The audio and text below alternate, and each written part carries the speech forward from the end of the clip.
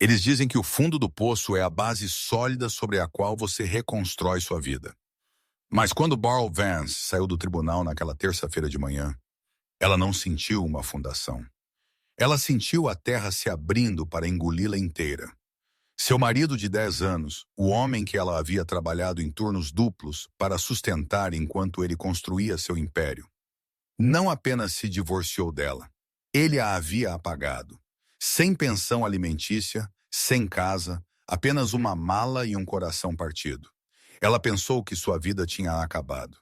Ela não tinha ideia de que uma única curva errada na chuva e uma porta se abrindo no endereço errado estava prestes a mudar a economia global inteira e seu destino para sempre. Esta não é apenas uma história de término. Esta é a história de como uma esposa rejeitada se tornou a rainha do conselho. A assinatura no acordo de divórcio mal estava seca quando Mark Sterling verificou seu Rolex, um submarino que Barl havia comprado para ele em seu 30º aniversário usando 3 anos de economias. Ele não olhou para ela, ele olhou para a hora. "Terminamos aqui?"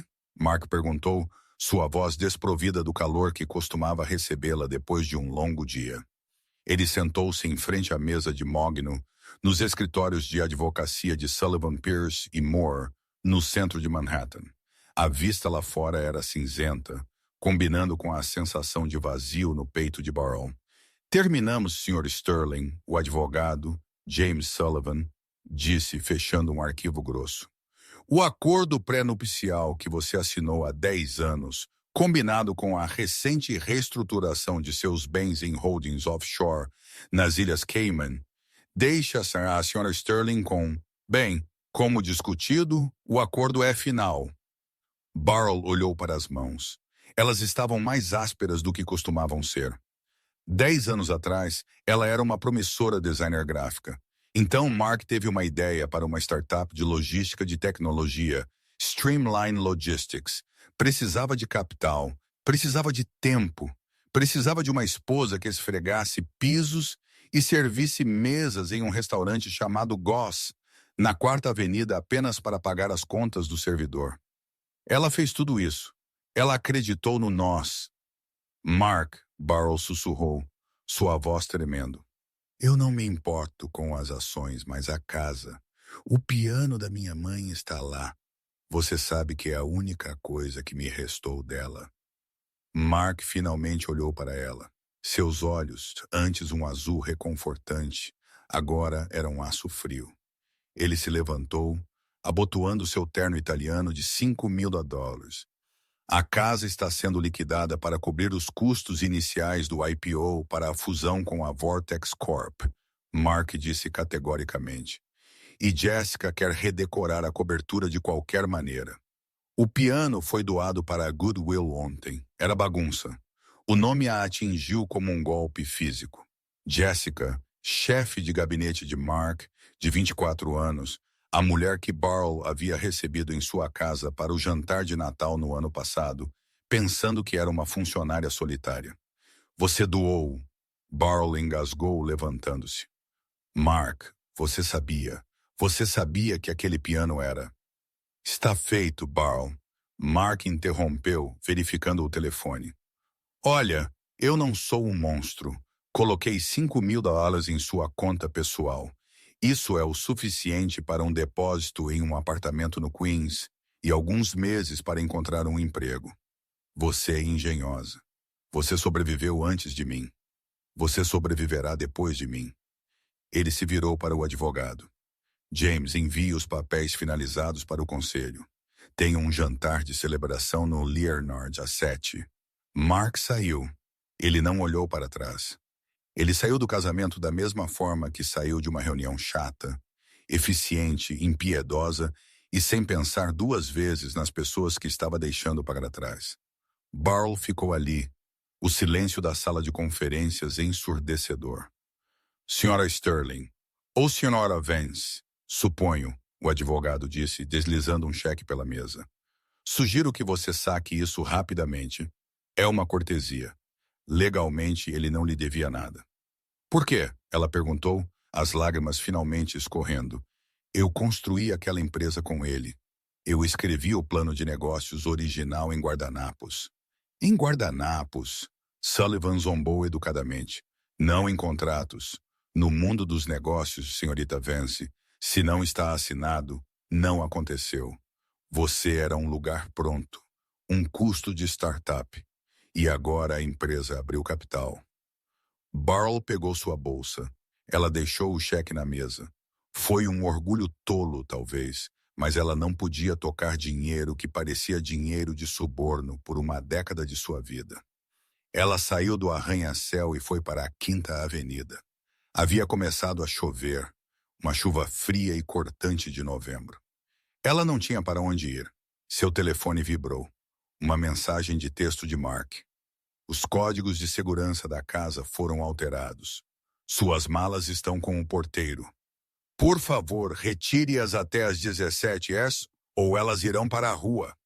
May Barl olhou para o céu, deixando a chuva se misturar com suas lágrimas. Ela se sentia pequena e invisível.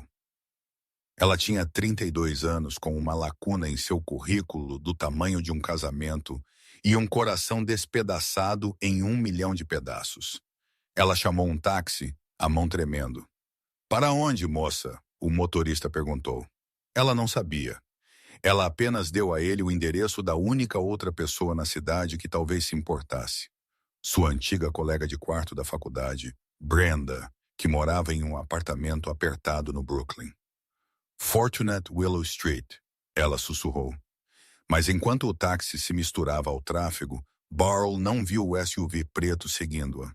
E ela certamente não sabia que a crueldade de Mark havia acabado de desencadear uma reação em cadeia que acordaria um gigante adormecido. A chuva havia se transformado em um temporal quando o táxi deixou Barl.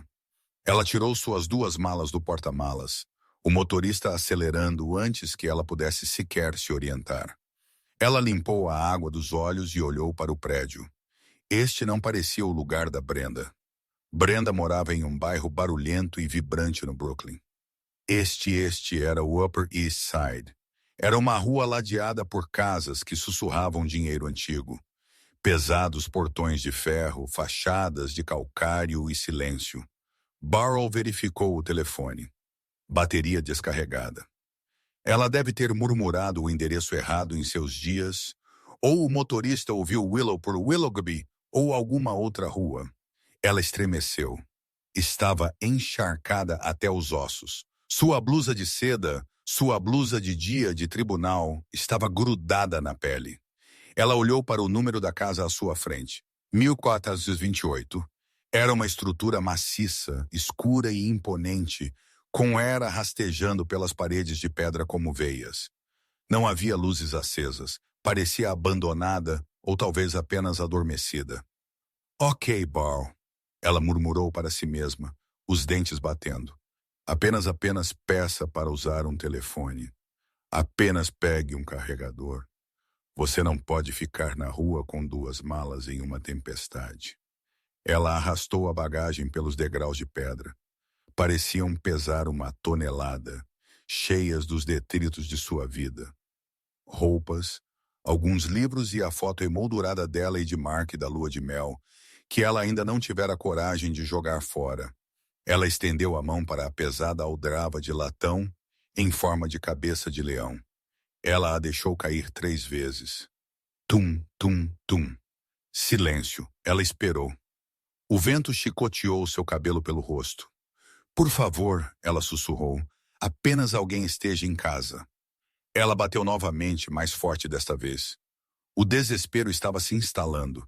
Se ninguém respondesse, ela teria que arrastar suas malas para uma estação de metrô, e a mais próxima estava a avenidas de distância.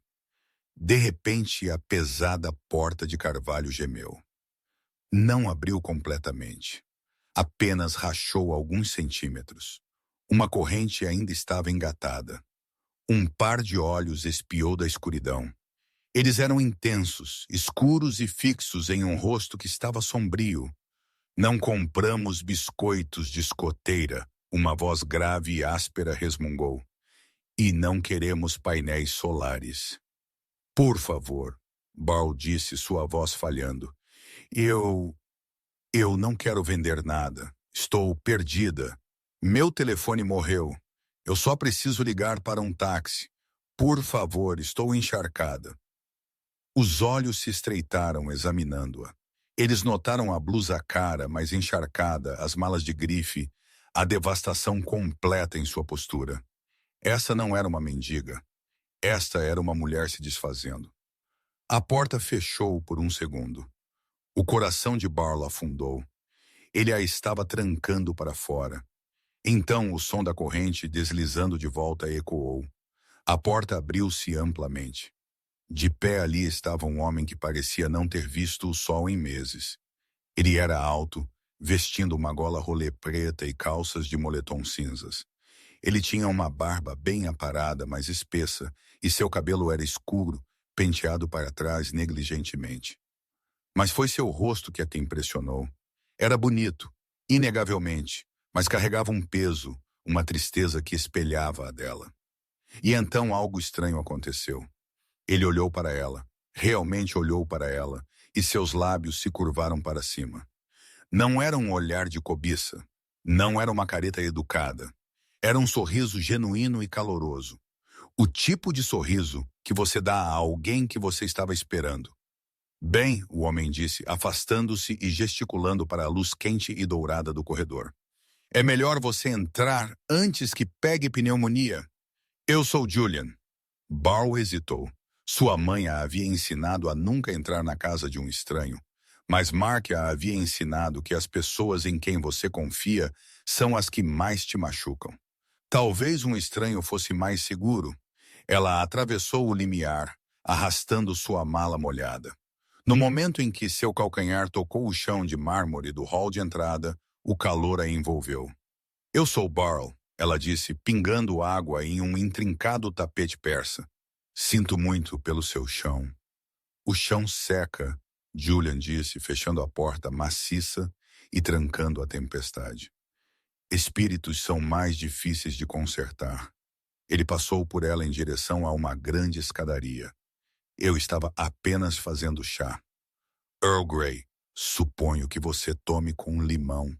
Você parece uma pessoa de limão. Açúcar é para pessoas que ainda não tiveram um dia difícil o suficiente. Barlow piscou, atordoada. Como você... Sem limão, sem açúcar. Julian parou no primeiro degrau e se virou. A luz do lustre atingiu seu rosto, e Barlow ofegou. Ela o reconheceu, não dos tabloides, não das páginas da sociedade onde Mark tentava desesperadamente ser destaque. Ela o reconheceu de um empoeirado livro didático de negócios que lera na faculdade. Julian Thorne, o rei menino de Wall Street, o prodígio que havia feito seu primeiro bilhão aos 22 anos, revolucionou a biotecnologia e então, 5 anos atrás, desapareceu famosamente. Ele havia liquidado seus bens públicos, retirou-se das salas de reunião e desapareceu. Rumores diziam que ele enlouqueceu. Outros diziam que ele estava com o coração partido. A maioria apenas dizia que ele era um mito, e aqui ele estava de calças de moletom, oferecendo-lhe chá. Você é Julian Thorne. Barlow gaguejou. O sorriso de Julian diminuiu ligeiramente, substituído por um olhar reservado. Eu sou. E você, Barlow Vance, está atualmente tremendo no meu tapete. E a menos que eu esteja enganado, essas são as malas de uma mulher que acabou de assinar um contrato muito injusto. Barlow se enrijeceu. Como você sabe meu sobrenome? Eu só disse Barlow. Julian bateu na lateral da cabeça. Eu lembro de tudo, Barlow. Lembro do artigo no jornal de pequenas empresas há 7 anos. O casal por trás da Streamline Logistics. Você estava ao fundo da foto segurando os esquemas. Mark estava na frente segurando o champanhe. Sempre me perguntei quando o cara segurando o champanhe perceberia que os esquemas valiam mais. Ele se encostou no corrimão. Estou esperando um novo parceiro de xadrez, Julian disse enigmaticamente. Mark Sterling acabou de cometer o maior erro de sua vida. E esta noite, acho que vou ajudá-la a fazê-lo pagar por isso. Barlow sentou-se em uma biblioteca que era maior do que todo o apartamento que ela havia compartilhado com Mark.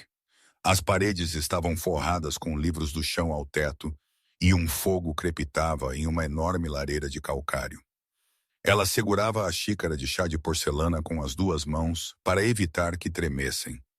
Julian sentou-se em frente a ela em uma poltrona de couro com encosto alto. Ele havia trocado por uma camisa branca de botão nítida, embora permanecesse descalço.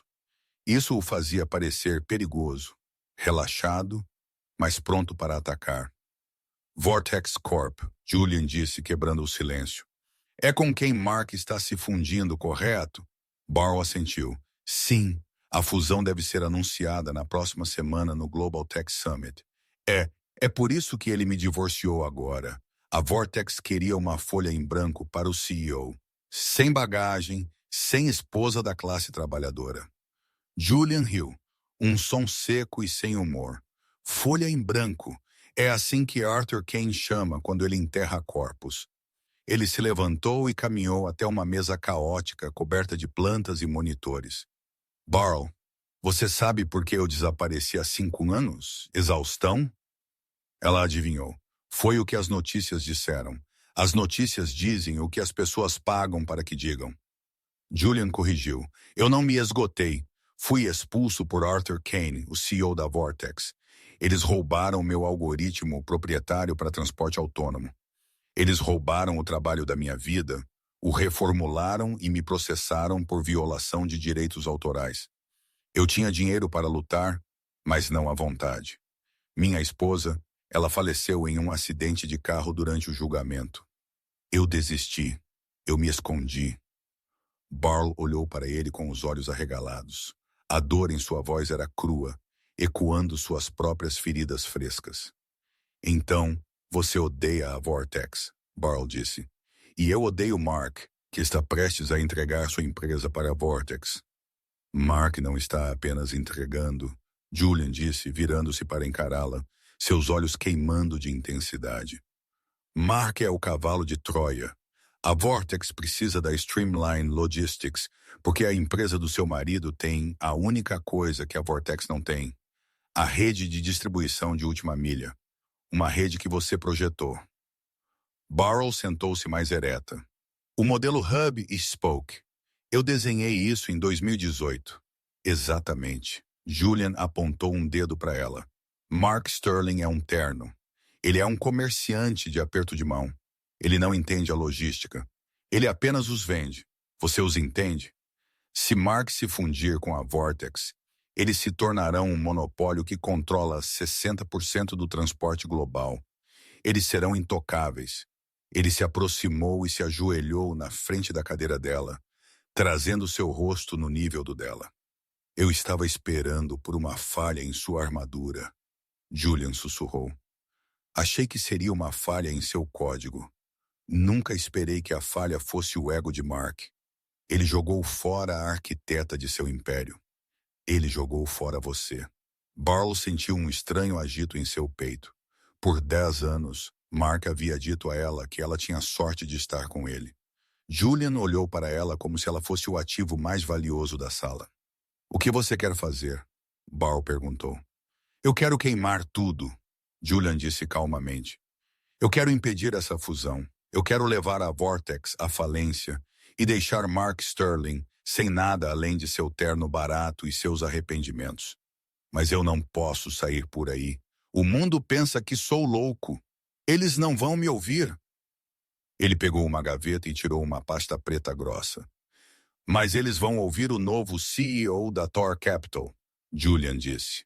Barrow olhou em volta da sala vazia. Quem é esse? Você, Julian disse. Barrow ofegou, quase derrubando o chá. Eu, Julian, eu sou uma designer gráfica. Eu sou uma esposa rejeitada. Eu tenho $5.000 e uma mala de roupas molhadas. Você é a cofundadora da Streamline Logistics, sem crédito. Julian corrigiu firmemente. Você sabe onde estão os corpos enterrados na empresa de Mark. Você conhece os pontos fracos da cadeia de distribuição. Eu tenho o capital. Bilhões dele em contas dormentes. Eu preciso de um rosto. Eu preciso de uma guerreira. Ele jogou a pasta no colo dela. Este é um contrato. Ele lhe dá 50% de participação em uma nova empreitada, Phoenix Holdings. Compraremos a cadeia de suprimentos que Mark precisa antes que a fusão se concretize. Nós o apertaremos. Tornaremos sua empresa inútil antes que ele possa assinar esse acordo com a Vortex. Barlow olhou para o contrato. Era uma loucura. Era impossível. E em troca, ela perguntou. Em troca, Julian sorriu. E desta vez foi perverso. Você poderá ver a expressão no rosto de Mark quando ele perceber que se divorciou da mulher que estava prestes a se tornar sua chefe. Barlow pensou no piano que Mark havia doado. Ela pensou em Jessica redecorando sua casa. Ela pensou no comentário do guardanapo. Ela colocou o chá de lado. Ela pegou uma caneta da mesa. Eu não preciso ler, Barlow disse, sua voz endurecendo em aço. Onde eu assino? Os 3 dias seguintes foram um borrão, mas não foram passados em um salão. Julian Thorne não acreditava em transformações que envolviam apenas batom e tintura de cabelo. Você está entrando em uma zona de guerra, Julian gritou sobre o zumbido de múltiplos servidores de computador no primeiro dia. A moda é apenas camuflagem. O conhecimento é munição. Eles estavam em sua sala de guerra, um porão convertido em um centro de comando de alta tecnologia.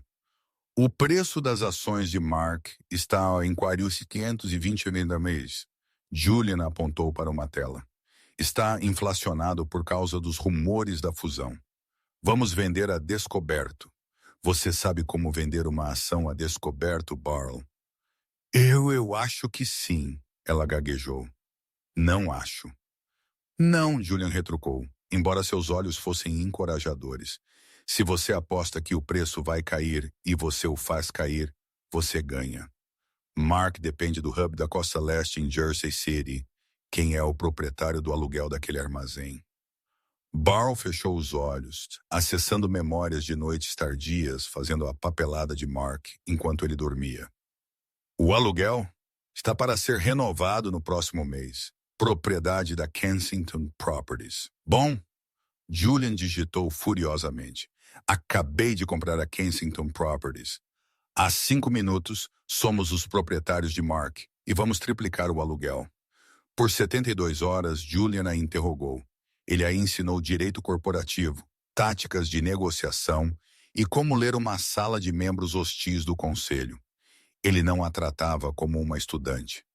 Ele a tratava como uma parceira. Ele respeitava sua mente. Mas eles também tinham que abordar a camuflagem. Na tarde do 3º dia, uma equipe de estilistas chegou à mansão.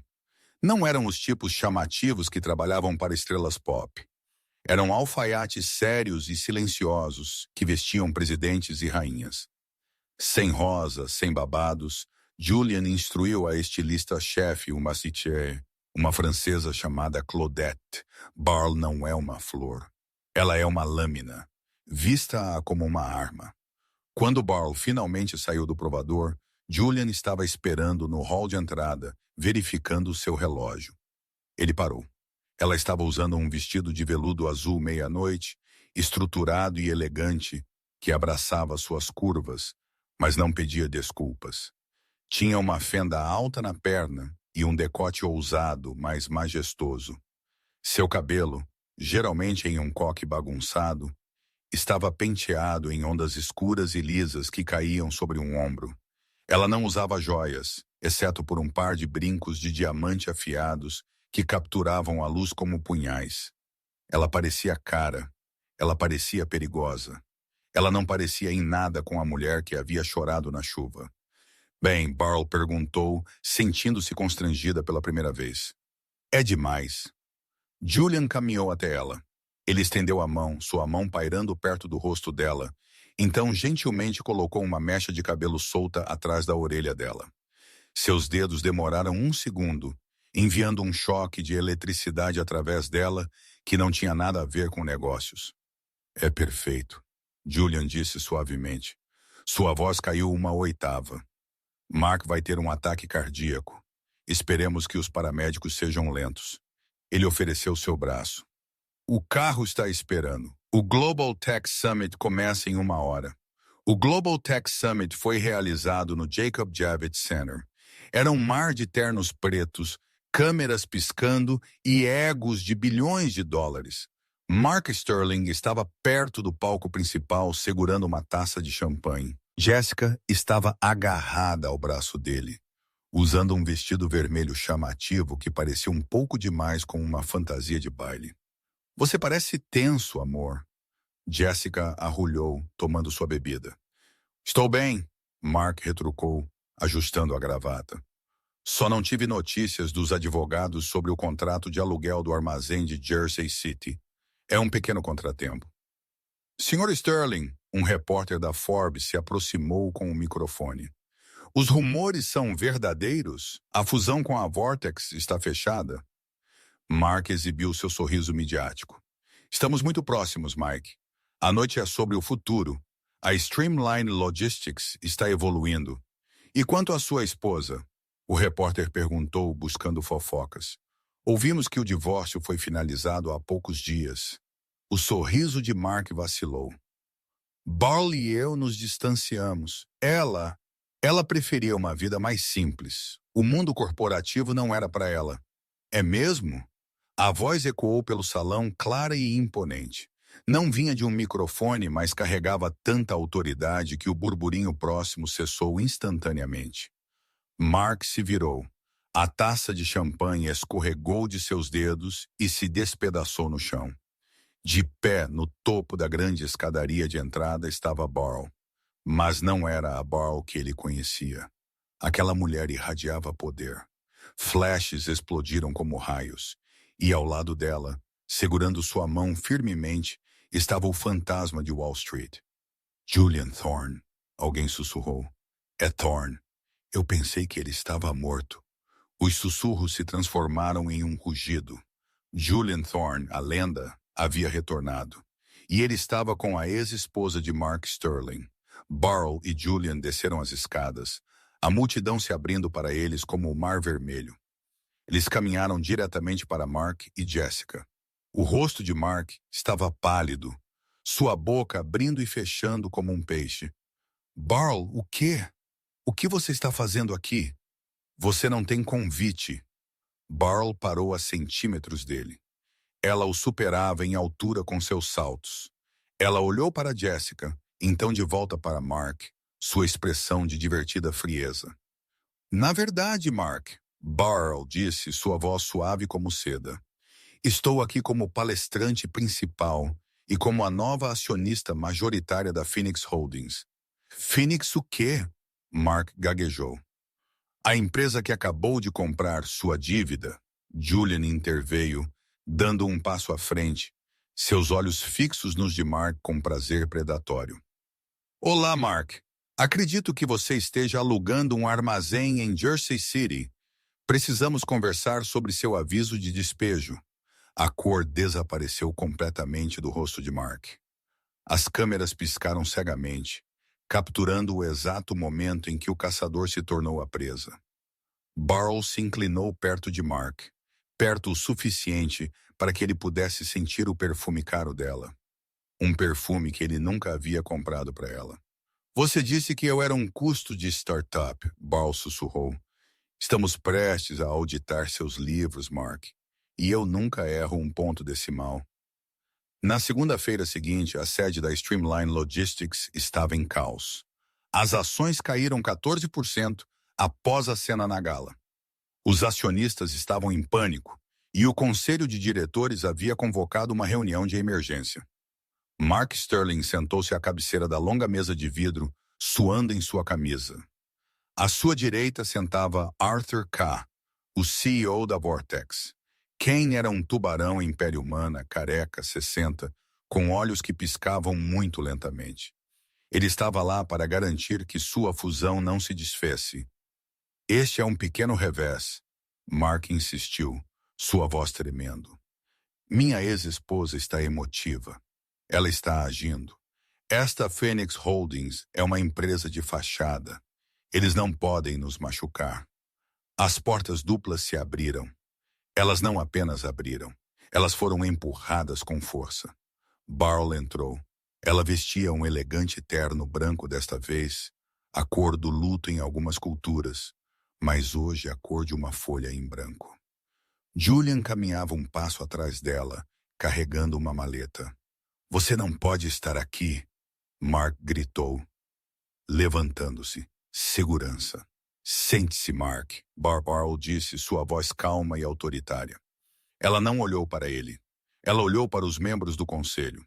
Eu sou a CEO da Phoenix Holdings. A partir desta manhã, possuímos 51% de suas obrigações de dívida e o terreno sob seus 3 maiores centros de distribuição. Se você quiser que a segurança me expulse, terei que despejar todo o seu inventário primeiro. Um murmúrio de terror percorreu o conselho. Barrow caminhou para a frente da sala. Mark foi forçado a se afastar ou ser fisicamente empurrado. Ela sentou-se na cabeceira da mesa no lugar dele. Esta é a realidade, Barrow disse, deslizando uma pasta pela mesa para Arthur Kane. Mark construiu esta empresa com base em um modelo de logística que eu projetei. Ele funciona. Mas em sua pressa de impressioná-lo, Sr. Kane, ele cortou custos. Ela projetou um slide na parede. Era uma bagunça de linhas vermelhas e números. Ele parou de pagar os contratos de manutenção da frota de transporte há 6 meses para inflacionar os lucros trimestrais. Barrow explicou. Ele tem roteado remessas por meio de empresas de fachada para ocultar perdas. E o hub de Jersey City, o que eu agora possuo, é o único certificado para transporte médico. Ela se virou para Kane. Se eu fechar esse hub amanhã, a Vortex perde seu contrato farmacêutico com o governo. Isso é uma perda de 3 bilhões de erilhas. Kane olhou para o arquivo, então para Mark. O silêncio era sufocante. O que você quer? Kane perguntou, ignorando Mark completamente. Eu quero a fusão cancelada, Barrow disse. Eu quero Mark removido como CEO por grave incompetência. E eu quero que a Streamline Logistics seja absorvida pela Phoenix Holdings com um desconto. Você é louco, Mark gritou. Eu construí isso. Você era apenas uma garçonete. Barrow terminou por ele. Ela se levantou, os olhos em chamas. Eu era a parceira que você esqueceu de valorizar.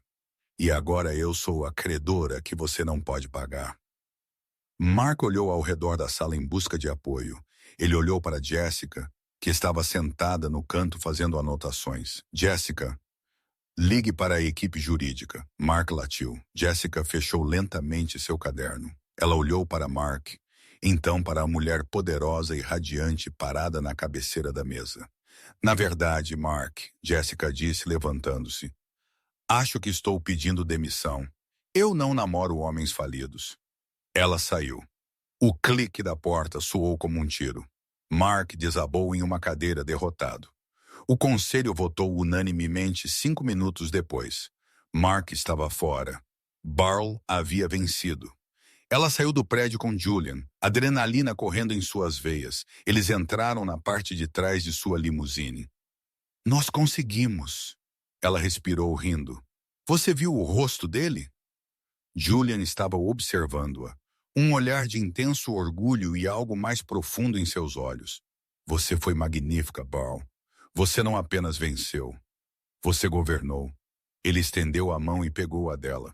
A química que havia fervido entre eles por dias finalmente transbordou. Barrow se inclinou e Julian a encontrou no meio do caminho. Ele a beijou, um beijo feroz e apaixonado que tinha gosto de vitória e chuva e chá Earl Grey. Por um momento, tudo estava perfeito. Mas no mundo dos negócios de alto risco, a perfeição geralmente é um sinal de alerta. 2 dias após a aquisição, Barrow estava sentada em seu novo escritório, o antigo escritório de Mark, rearranjando a mobília. Ela queria purgar a energia dele da sala. Julian havia ido ao banco para finalizar a transferência de ativos. Ele havia deixado seu telefone na mesa, esquecendo-o na pressa. Ele vibrou. Uma mensagem de texto. Barrow olhou para ela, pretendendo ignorá-la, mas o nome na tela gelou seu sangue. Arthur Kane. Por que o CEO da Vortex estava enviando mensagens de texto para Julian? A curiosidade fria e afiada picou sua pele. Ela sabia que não deveria, mas a paranoia que Mark havia instilado nela era difícil de afastar. Ela desbloqueou o telefone. Julian havia dito a ela que sua senha era 1428, seu horário de chegada naquela noite, e abriu a mensagem. Kane, a garota fez sua parte. Sterling está esmagado. Quando anunciaremos que a Phoenix é, na verdade, uma subsidiária da Vortex? Eu quero meu algoritmo de volta, Julian.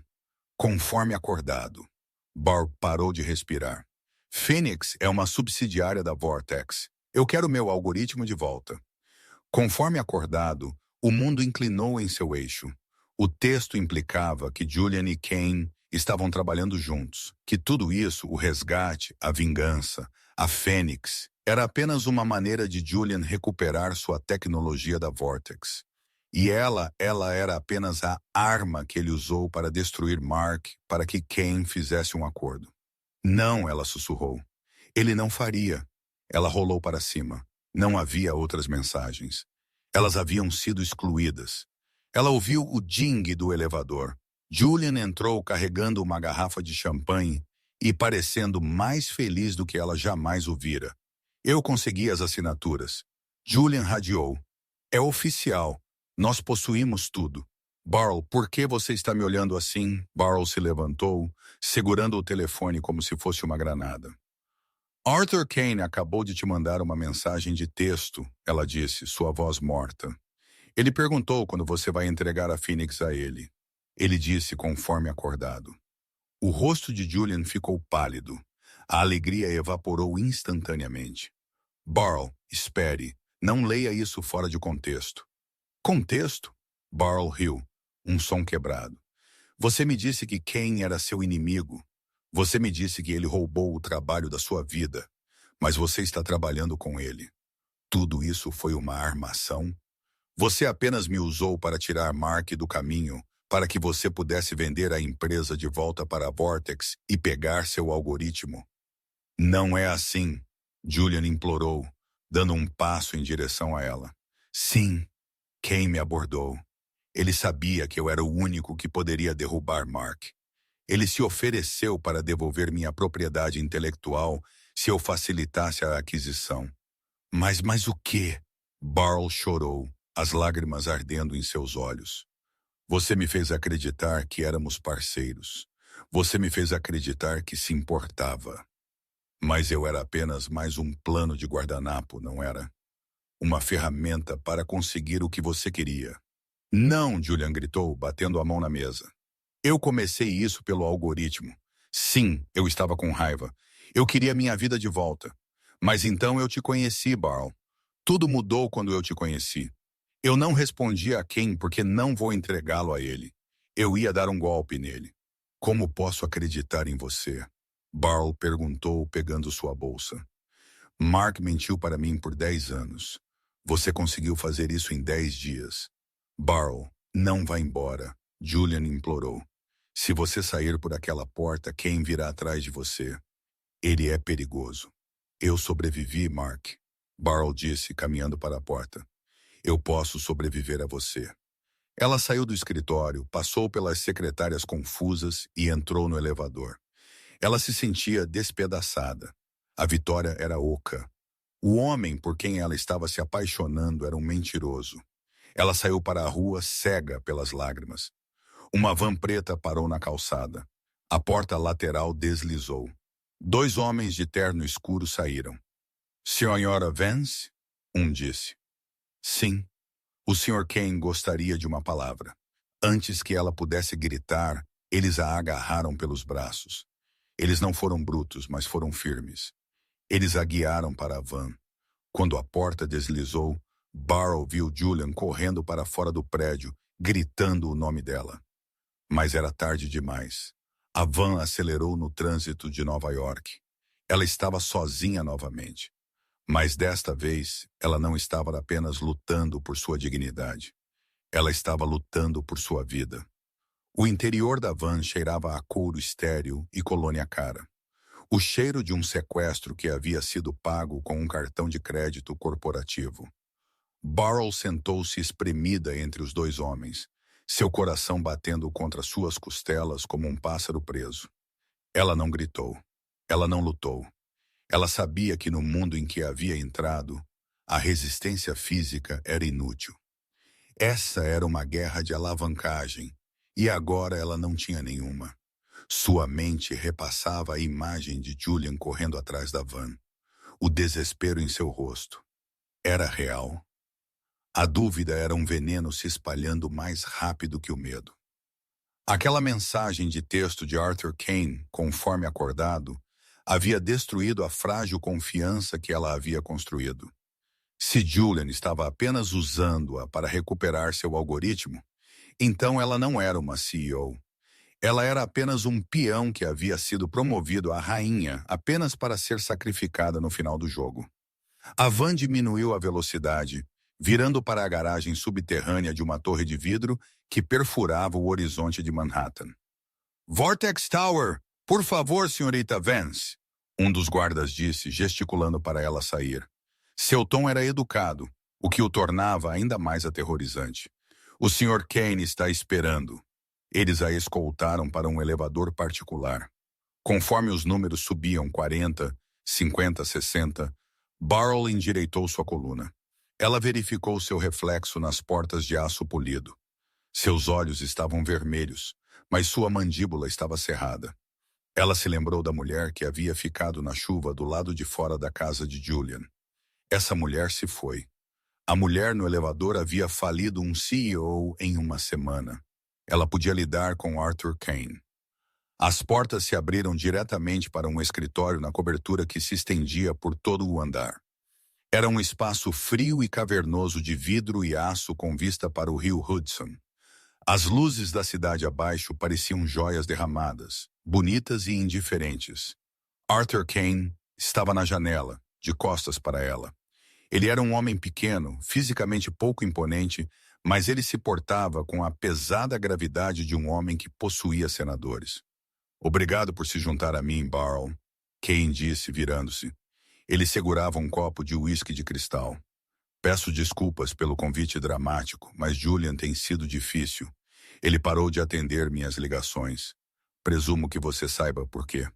Burrell caminhou mais para dentro da sala, recusando-se a ser intimidada. "Eu vi a mensagem, Arthur, conforme acordado. Você e Julian estavam trabalhando juntos." Kane sorriu, um fino esticar reptiliano de seus lábios. "Trabalhar juntos é uma frase forte. Digamos que tínhamos um alinhamento mútuo de interesses. Julian queria seu legado de volta. O algoritmo de envio que eu tirei dele há 5 anos. Eu queria a Streamline Logistics absorvida pela Vortex para monopolizar o mercado. Nós fizemos uma troca. Ele usaria você para destruir Mark Sterling, derrubando o preço das ações para que eu pudesse adquiri-lo barato. Em troca, eu devolveria sua propriedade intelectual." Burrell sentiu a bile subir em sua garganta. Ouvir isso em voz alta tornava real. Então foi tudo uma mentira. O resgate às Phoenix Holdings foi apenas uma performance. "Julian é um ator metódico, minha querida", Kane disse, caminhando até sua enorme mesa de vidro. "Ele precisava de um rosto para a aquisição hostil, um rosto simpático, a esposa desprezada. A mídia adorou. Você foi a arma perfeita. Mas agora a guerra acabou. A arma precisa ser desativada." Ele sentou-se e deslizou um documento grosso pela mesa. Ao lado dele, repousava uma caneta tinteiro de ouro. "Isso transfere a propriedade total da Phoenix Holdings e, por extensão, os ativos da Streamline Logistics para a Vortex Corp", Kane explicou. "Assine, Burrell." "E se eu não assinar?" Burrell perguntou, sua voz firme apesar do tremor em suas mãos. "Se você não assinar," Caim suspirou como se entediado, "eu aprenderei em litígios pelos próximos 20 anos. Congelarei seus ativos. A processarei por espionagem corporativa. Garantirei que os 5.000 aires que Mark lhe deu pareçam uma fortuna em comparação com o que lhe restará. Você estará desamparada, Burrell, de volta ao restaurante, Ele se inclinou para a frente, seus olhos brilhando. Mas se você assinar, eu transferirei 10 milhões de dólares para uma conta offshore em seu nome. Esta noite você pode deixar Nova York. Você pode deixar a dor de cabeça. Você pode ser livre. 10 milhões de dólares. Barl olhou para a caneta. Era liberdade. Era segurança. Era uma garantia de que ela nunca mais precisaria depender de um homem como Mark ou de um mentiroso como Julian. Por que você precisa que eu assine? Barl perguntou suavemente. Se você e Julian tinham um acordo, por que ele não está aqui assinando? A expressão de Ken escureceu por uma fração de segundo. Julian é sentimental. Ele está tendo segundos pensamentos. Ele pensa que pode renegociar, mas ele esquece que eu tenho as cartas. Eu tenho a patente do algoritmo. Sem mim, o trabalho de sua vida é legalmente meu. Barl estendeu a mão para a caneta. O metal estava frio contra sua pele. Ela pensou na última semana, a emoção da sala de reuniões. A maneira como Julian a olhou quando ela resolveu o problema de logística no hub de Jersey City. Era tudo falso? Um homem poderia simular a aceleração de seu coração quando a beijava? Ela olhou para Ken. Você disse que Julian está tendo segundos pensamentos. Isso significa que ele ainda não concordou em lhe dar a empresa. Ele vai, Ken retrucou. Assim que ele souber que você pegou o dinheiro, ele perceberá que não há mais nada pelo que lutar. Barl segurou a caneta sobre o papel. A tinta estava pronta para fluir. Tudo o que ela tinha que fazer era escrever. Barl Vance. Então ela se lembrou da primeira noite na rua Willow 428. Julian não havia pedido seu currículo. Ele não havia pedido seus contatos. Ele havia perguntado se ela tomava chá com limão. Ele a havia visto quando ela era invisível para o mundo. Não, Barl sussurrou. Ela tampou a caneta. Ela olhou para Cain. Eu não vou assinar. O rosto de Cain ficou vermelho. Sua garota estúpida. Você acha que ele te ama? Ele é um gênio quebrado que não sai de casa há 5 anos. Você é um projeto para ele. Talvez, Barl disse, levantando-se. Mas eu não sou mais um projeto para mim mesma. Eu construí a Phoenix Holdings. Eu sentei naquela cadeira. Eu demiti Mark. Eu fiz isso.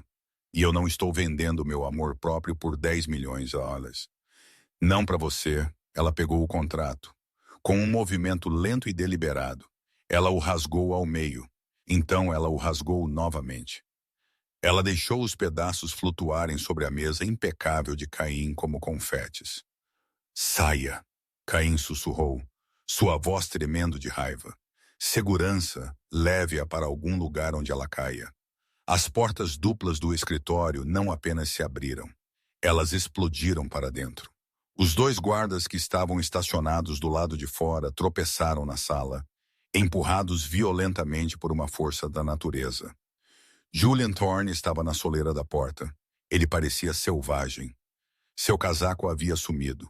Sua camisa estava rasgada no ombro, revelando um hematoma se formando em sua clavícula. Ele estava respirando pesado, seu peito ofegante, seu cabelo colado na testa com suor. Afasta-te dela, Arthur! Julian rugiu. O som ecoou nas paredes de vidro, primal e aterrorizante. Caim levantou-se, derrubando sua cadeira. Você invade meu escritório? Você agride minha equipe? Isso é invasão criminosa, Julian. Julian o ignorou. Ele caminhou diretamente para Barl. Ele não verificou a sala em busca de ameaças. Ele apenas verificou o rosto dela. Ele a agarrou pelos ombros, seu aperto firme, desesperado. Você assinou? Julian exigiu, seus olhos procurando os dela. Barl, diga-me que você não assinou. Eu não assinei, ela disse, sua voz falhando. Eu rasguei. Julian soltou um fôlego que soou como um soluço. Ele a puxou para seu peito, enterrando o rosto em seu cabelo. Por um momento, no meio do covil do inimigo, ele apenas a abraçou. Graças a Deus. Pensei que era tarde demais. Pensei que você pegaria o dinheiro e eu a perderia. Barl se afastou, confusa. Me perder? Quem disse que você queria o algoritmo? Ele disse que era o acordo. Julian se virou para enfrentar Kane, mantendo Barl firmemente atrás dele. Essa foi a oferta, Arthur. Não o acordo. Eu nunca concordei em dar a Phoenix a você. Eu nunca concordei em traí-la. Você queria seu código de volta, Kane gritou, perdendo a compostura completamente. É a única coisa que você se importa. É seu legado. Foi meu legado, Julian corrigiu, sua voz caindo para uma calma mortal até eu encontrar algo que valesse mais. Julian levou a mão ao bolso e tirou um pequeno tablet preto. Ele o ergueu. Você acha que tem vantagem sobre mim porque detém a patente do protocolo Thorn, certo? Julian perguntou. Você acha que, porque você o roubou, eu não posso usá-lo sem sua permissão? Eu tenho exércitos de advogados, Julian. Kane cuspiu. Se você tentar usar esse código na logística da Phoenix, eu o desativarei em 1 hora. Eu sei. Julian sorriu. Era o sorriso que Barlow havia visto naquela primeira noite. Perigoso, brilhante e imprevisível. É por isso que eu não o usei. E é por isso que você não pode usá-lo mais também. Do que você está falando? Kane estreitou os olhos. 5 minutos atrás, Julian disse, tocando na tela. Eu carreguei o código-fonte do protocolo Thorn para o repositório global de código aberto. Eu liberei as chaves de criptografia e eu publiquei toda a arquitetura. A sala ficou em silêncio. O único som era o zumbido do ar-condicionado. O rosto de Cain foi de vermelho para um branco fantasmagórico. Você o liberou para o público, para todos? Julian assentiu. Para universidades, para startups, para todas as empresas de transporte na China, Europa e América. Até amanhã de manhã, seus concorrentes estarão construindo seus sistemas em minha tecnologia gratuitamente. Você está mentindo, Ken, sussurrou. Ele se jogou no teclado, digitando furiosamente. Barl observou o rosto de Kane enquanto ele lia a tela. Ela viu o momento exato em que seu império desmoronou. A tecnologia proprietária que dava à Vortex sua vantagem, a tecnologia pela qual ele havia chantageado Julian, agora era inútil. Era tão comum quanto o ar. Você a destruiu. Kane ofegou, olhando para Julian com horror. Aquele código valia 20 bilhões de dólares. Você acabou de queimar 20 bilhões. Eu queimei sua vantagem. Julian disse friamente. Eu queimei a coleira que você tinha em mim. Ele se virou para Barl, sua expressão suavizando. Ele estava certo, Barl. Eu comecei isso para recuperar o código. Eu queria vingança. Mas quando eu vi você saindo do meu escritório hoje, quando eu percebi que você pensou que eu era como Mark, eu percebi que 20 bilhões de dólares é apenas papel. É apenas barulho. Eu queimaria o mundo inteiro antes de deixar você pensar que eu não te amava. Barl sentiu as lágrimas finalmente escorrerem. Isso não era uma tática de negócios. Isso era um sacrifício. Ele havia destruído sua própria obra-prima para salvá-la das garras de Caim. Seu idiota! Ela soluçou, rindo através das lágrimas. Seu idiota brilhante e estúpido. Julian sorriu, enxugando uma lágrima da bochecha dela com o polegar. Acredito que esse é o meu título de cargo, presidente e chefe idiota. Ele se virou para Caim, que estava caído na cadeira, olhando para a tela onde o valor de suas ações provavelmente já estava caindo. Estamos saindo. Arthur Julian disse que a Phoenix Holdings é independente. Temos os ativos, temos a frota e temos Barl Vance. Não precisamos mais da fonte secreta. Vamos vencê-lo à moda antiga. Vamos trabalhar mais que você. Julian pegou a mão de Barl. Pronto para ir para casa? Não para 128. Willow, Barl disse, apertando a mão dele. Vamos para nossa sede. Tenho uma empresa para gerenciar.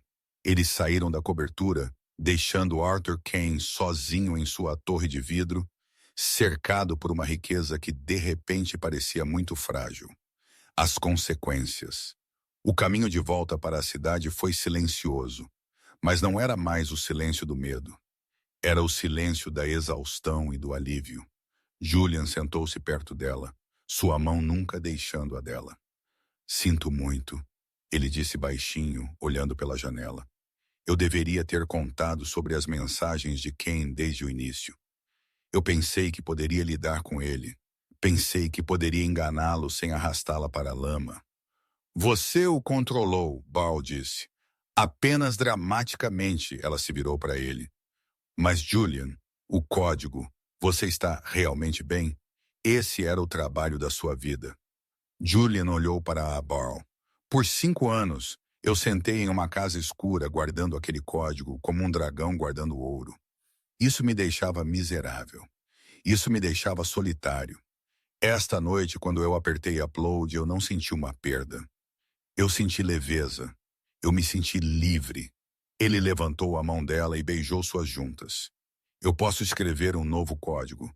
Posso construir novos algoritmos, mas não consigo encontrar outra você. Barl encostou a cabeça no ombro dele. Bem, Sr. Thorne, já que você está atualmente desempregado e seu melhor trabalho agora é propriedade pública, suponho que tenha uma vaga de emprego na Phoenix. Precisamos de um CTO, mas você terá que fazer uma entrevista. Eu tenho boas referências, Julian murmurou, fechando os olhos. E eu durmo com a chefe. Veremos isso. Barl riu. 1 ano depois, o Annual New York Business Gala sempre foi um espetáculo de excessos. Mas este ano, o burburinho era diferente. Todos estavam esperando a chegada do casal poderoso. Em apenas 12 meses, a Phoenix Logistics havia revolucionado a indústria de transporte. Sem a restrição de patentes proprietárias, toda a cadeia de suprimentos global havia se tornado mais rápida e eficiente. Mas a Phoenix liderou o caminho porque eles tinham a melhor liderança. Uma limusine preta elegante parou no tapete vermelho. A porta se abriu.